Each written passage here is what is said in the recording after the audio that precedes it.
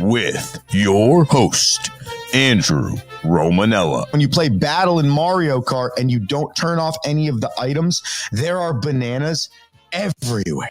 I mean, it's like you're losing your balloons because you're slipping on bananas left and right. Bananas everywhere. What's going on, everybody? Welcome into another edition of The Rome Show here on 12ouncesports.com. We broadcast live on YouTube and X. I am your host, Andrew Romanella, and we are playing what we believe is our last day of Christmas music today, December 27th, 2024. We hope you have had a fantastic Christmas week as we wind down the 5-day weekly calendar that I know nobody out there listening to this show has been paying attention to. You might have just found out that today is Friday, as I've seen memes all across social media about how the 5 or 6 days after Christmas, before New Year's, is the most strange time for most people existing in the world. What day is it? What time is it? Do I have plans? Do I not have plans? Do I have work? Do I not have work? So many questions to be answered. So while you figure that out, pop the Rome Show on 12OZ Sports every single day at 7, and we can help you through that time period of what do I do with my life? What we do with our lives in this show today is we talk college basketball, we talk college football, and we will talk National Football League. A big resigning in college basketball yesterday. Got some audio for you, and we're going to break that down a little bit. Jim Larranaga, the head coach at University of Miami basketball, stepped down abruptly yesterday. We saw Toledo and Pitt play the longest overtime bowl game in the history of college football. So I'd like to discuss that with the people. We saw the Seahawks and the Bears play the worst National Football League game, I think, of the entire year, seeing the Seahawks come out on top, but the whole game didn't go over 10 points. So we can break that down as much as we can break that down. And then we end the show with our weekend picks. We'll run through Saturday in the National Football League and Sunday in the National Football League. And then we will take our banana picks from those weekend games. We are deep into the National Football League schedule, week 17 of 18. So we got only 2 more weeks of this Friday football frenzy thing. So we got to enjoy it while we can. So follow us on social media if you want to get in on any of the action. It's The Rome Show 1, The Rome Show 1. That's Instagram, Facebook, TikTok, X. Follow or the mothership, 12OZ Sports. That's 12, the number, ozsports.com. Follow them on YouTube as well. And you can get all the latest and greatest in 12OZ Sports radio lineup. All right, let's talk college basketball to start, because I think this story is, I don't know if disturbing is the right word. I think it's sad. I think that this story coming out of Miami is very sad. Here's the backstory, okay? Jim Larranaga is one of the most famous college basketball coaches of all time. He's got over 700 wins on his docket. He is 744 and 505 in his career. Okay, he has coached primarily at the Division I level at 3 schools as a head coach. That would be Bowling Green University, where he is second all-time in victories, George Mason University, and if you were, like me, 18 years ago, a person, I'm still obsessed with the tournament, but then in college, the love I had for the NCAA basketball tournament was off the charts, and George Mason made a run in 2006 to the NCAA Final Four. And at that time, what is that, 18 years ago now? At that time, an 11 seed making a run to the NCAA tournament was not as prominent as what you see now. You know, 15, 20, 25, 30 years ago, it was the 8-9 matchup. It was the 10-7 matchup. and it was the 11-6 matchup, maybe the 12-5 that everyone looked at as, okay, those could be our upsets. Now, the way basketball is currently constituted, right? You could get 15s beating 2s. You got 16s beating 1s. You got 16s taking runs to the Sweet 16. We have 11, 12, 13, 14 seeds going to the Final Four in St. Peter's. So, it is a different world we live in the basketball community. And Jim Larranaga was a big reason why a lot of these teams believe they can make a run, because he did it with his George Mason team in 2006. And then in 2011, took the job at the University of Miami. And oh, by the way, brought them to the Final Four in 2023. So the man that abruptly after 12 games stepped down from the University of Miami program yesterday is one of the best coaches of all time. And he has two clips I want to play for you right now that I think are a true indictment of where we are in NCAA sports and how National Collegiate Association of America is no longer a thing. Listen to what Jim Larranaga had to say in his first set of comments about why he may be stepping down from the University of Miami program. I'm exhausted. I've tried every which way to keep this going. And I know I'm going to be asked a lot of questions, but I want to answer them before I'm even asked. What shocked me beyond belief was after we made it to the Final Four just 18 months ago, the very first time I met with the players, 8 of them decided they were going to put their name in the portal and leave. I said, don't you like it yet? No, I love it. I love Miami. It's great. But the opportunity to make money someplace else created a situation that you have to begin to ask yourself as a coach, what is this all about? And that is a great depiction of where college sports is today. And it's disturbing. Okay, because I don't think people realize how hard it is to build a college sports program. So you do all this over a 12-year span to get University of Miami basketball to a point in the ACC where people believe it's a viable option for their basketball career, both in the NCAA and to get to the NBA. You make this elite run, one of the best runs in the college program's history, to the Final Four less than 2 years ago. And that same head coach is standing on a podium resigning because the same team that almost gave him the greatest run for the second time in his college coaching career, half of them left. How are you supposed to coach a team where you bring players to being one of the best 4 teams remaining in the country? You bring players to a place that is so minuscule for people to get to. It is so hard to get to. And then more than 50% of your roster turns around and says, hey, coach, I'm entering the portal. Not because I don't like you, not because I didn't play, maybe some of them, obviously, but the whole point that Coach Larranaga in those comments is making is there's nothing I can do. These kids are still going to leave. Do you know how hard it is to recruit? Do you know how hard it is to get a kid to love your institution if your institution isn't the top 1% in the nation? And you might say to yourself, but it's University of Miami. Yeah, but compared to LSU and Alabama and USC and Oregon and Ohio State and some of these other schools, University of Miami might not be able to sniff the jockstrap. And that's not an overstated statement. It's a smaller school. Okay, it doesn't have as much NIL fund probably available. We might know University of Miami as the common person because of college football, all that other stuff. That doesn't mean that automatically they can compete with the top 15 programs in the country. LSU has millions of dollars for their NIL. Can you compete with that? Coach Larranaga goes on to discuss a little bit more of the depths of the NIL and where he decided to draw his line on this is no longer college sports, this is professional sports. Listen to Coach again. After 53 years, I just didn't feel like that I could successfully navigate this whole new world that I was dealing with.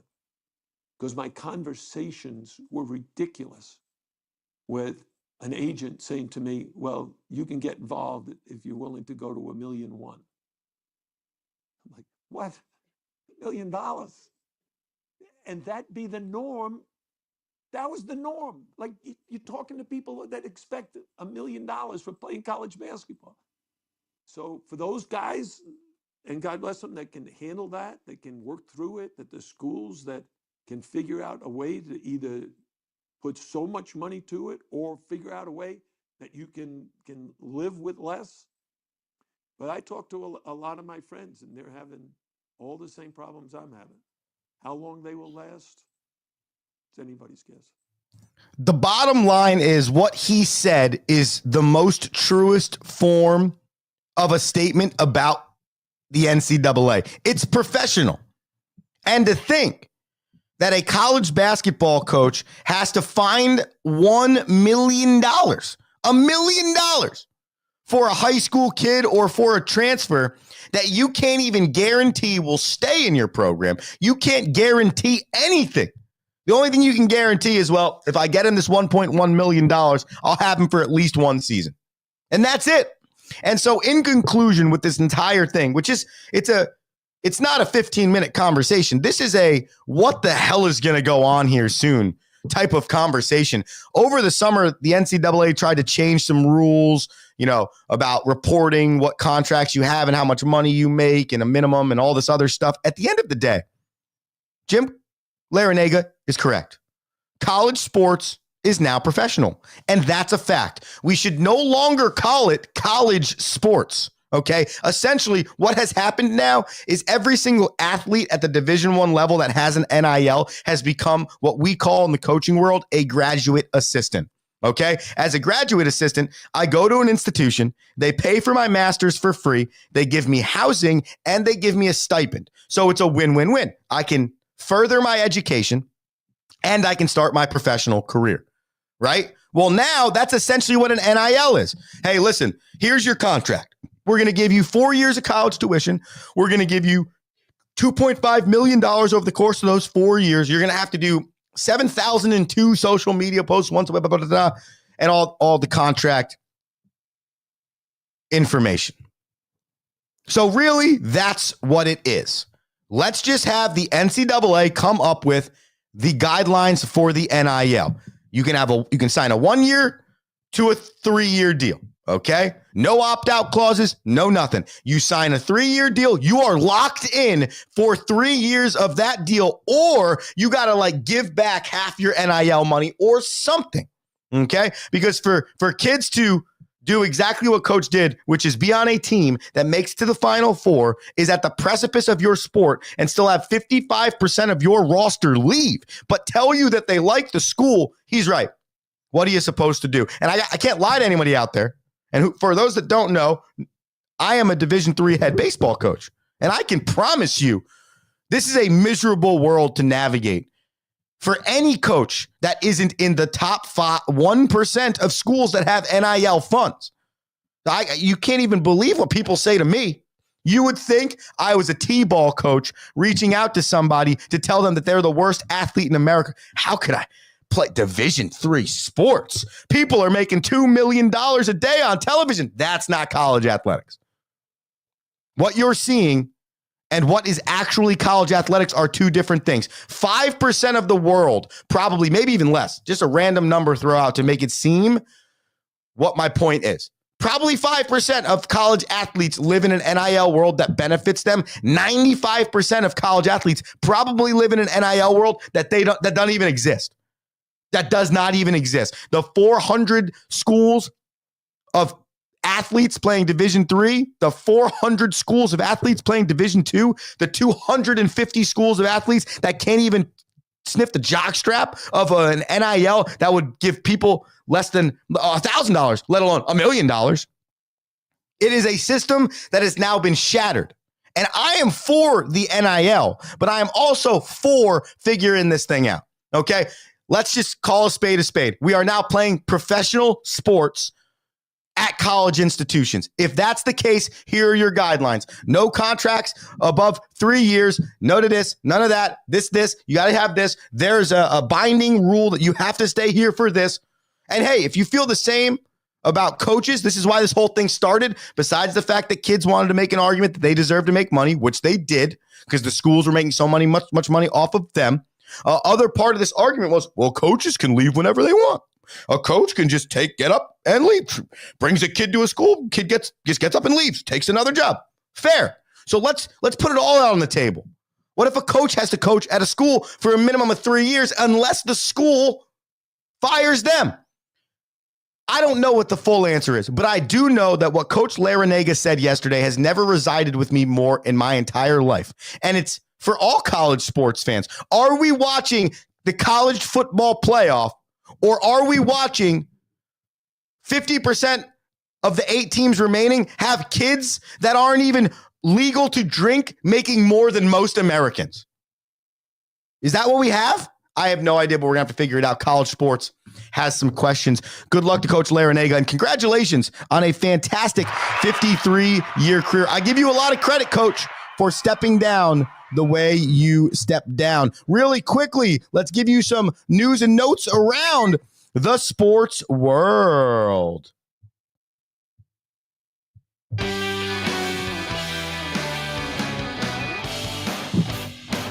This weekend, just so you are aware, you might have seen some stories about Teddy Bridgewater as a high school football coach, and the high school football coach that won a state title in Florida. That is correct. However, Teddy Bridgewater is now putting down the whistle and picking back up the football as he signs for the remainder of the season with the Detroit Lions as their backup quarterback. If you do not remember, I didn't until I read this story.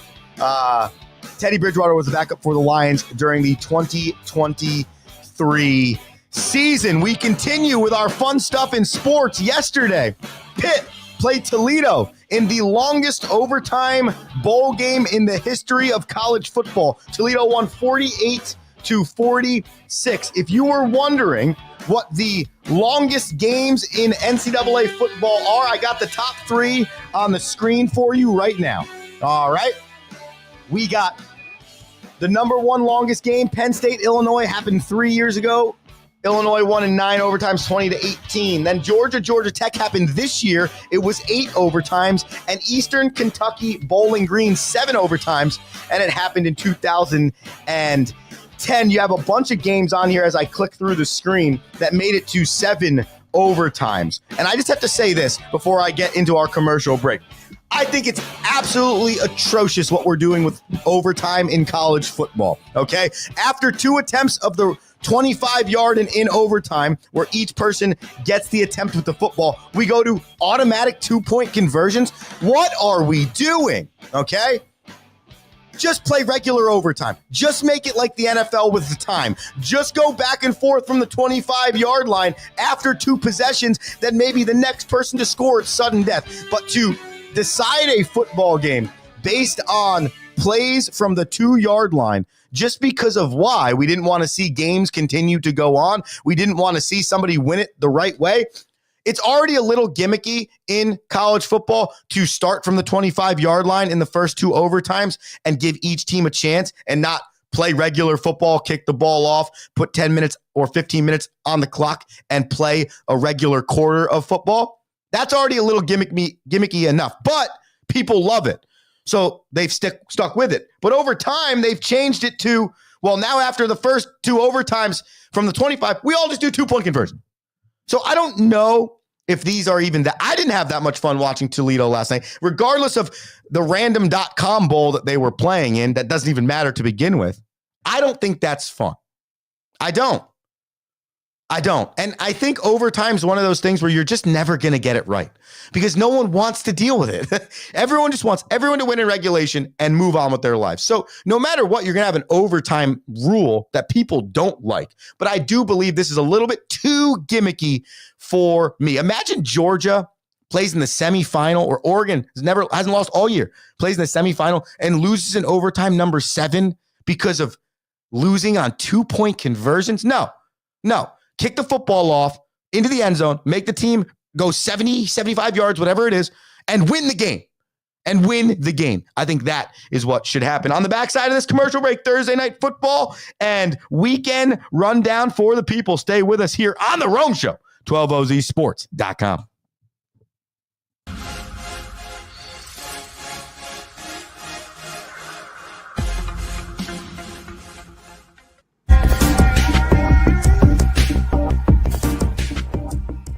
Welcome to MyBookie. You're ready to create an account and start making money, and we're here to help. And remember, you can get a bonus of up to $1,000 on your first deposit.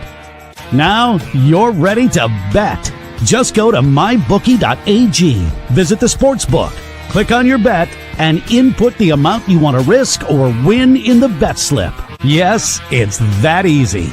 Just remember, at MyBookie, you play, you win, you get paid.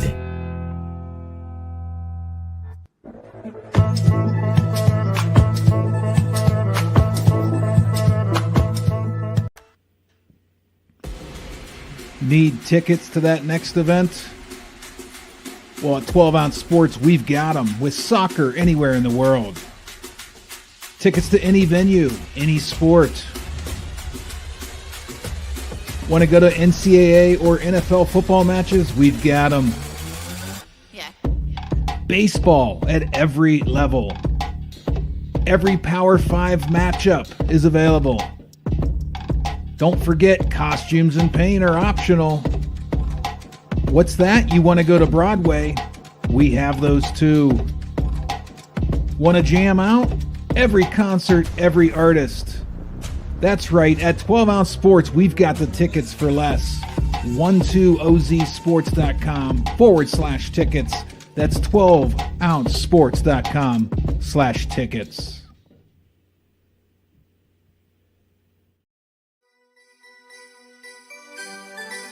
It's the Rome Show!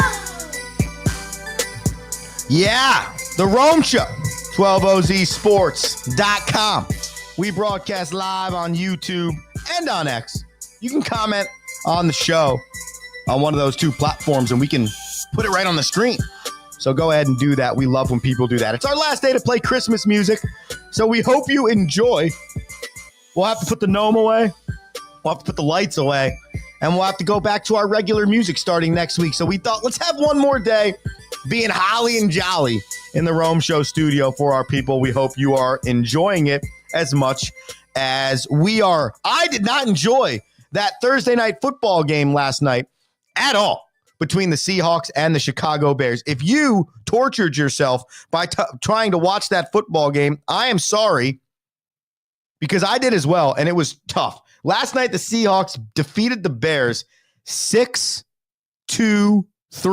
Yeah, you heard that correctly. 6-3, okay? The Seahawks kicked a field goal in the first quarter and the second quarter. The Bears kicked a field goal in the second quarter, and that was all of the scoring. There was 0 points scored in the second half of this game. Geno Smith, 160 total yards, no turnovers. Caleb Williams, 122 total yards, 1 interception. The Seahawks rushed for 122, and the Bears rushed for 103. The weather was terrible, and so was the football. But sometimes it's not how you get it done. It's just the fact that you get it done, and that's what happened last night for the Seahawks. So now, with that victory, so be it atrocious, and at least doesn't give me any belief that they're a team that should even enter the playoffs. But that's neither here nor there, as we've talked a lot on this show about the difficulty of the NFL schedule trying to play on multiple weeks.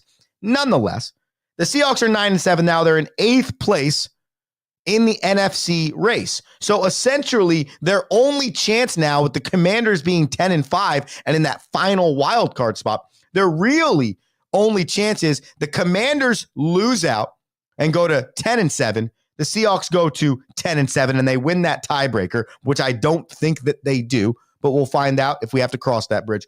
Or, which is the most likely path for them, the Rams lose their last two, they win week 18, and then they win the NFC West. So that is really the true path for the Seahawks. And it's not like this Bears team is elite. They're bottom 10 in total yards, bottom 10 in passing, bottom 10 in rushing, and they're mid-level in points per game given up at like 23 a game. This is not a daunting Bears defense. It's just an inconsistent Seattle Seahawks team.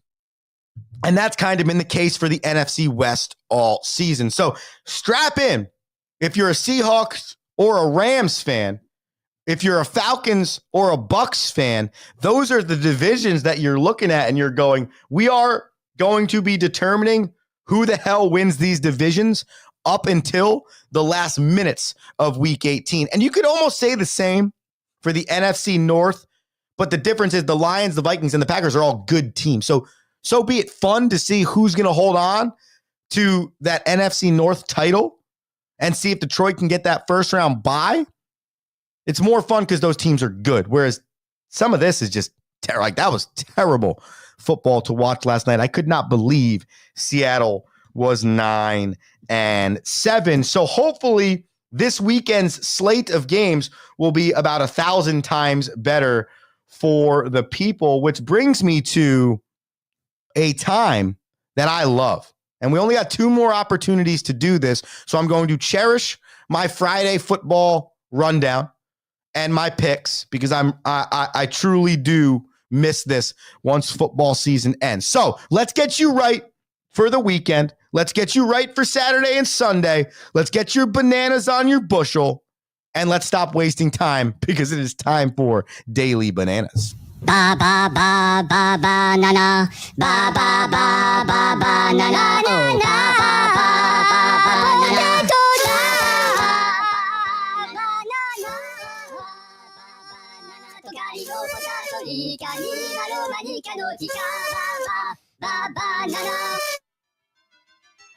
Oh, yeah.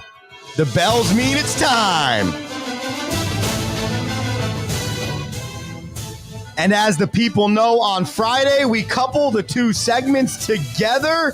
That's right, Daily Dive. It's bananas time, baby. We couple the 2 together, and we pick every game in the National Football League over the weekend, but we give you our 3 favorites. Well, I got some news for you today, people. I got 4 favorites in the National Football League this year. So saddle up. This is about to be your favorite 3 minutes of the week. We got 3 games on Saturday, and we have 9 games on Sunday. So a full slate of National Football League. Starting with Saturday, we got a game at 1, a game at 4:30, and a game at 8 p.m. Every single one of these games has playoff implications, so it should be a lot of fun to get the weekend started on a Saturday. First, with the Chargers at the Patriots. The Chargers, they're favored in this game by 4.5. The total's 42.5. We're going to take this game, we're going to put it on the shelf for 2 reasons. We want a banana picket, and it's super important for the Miami Dolphins, so I'll give you a note on that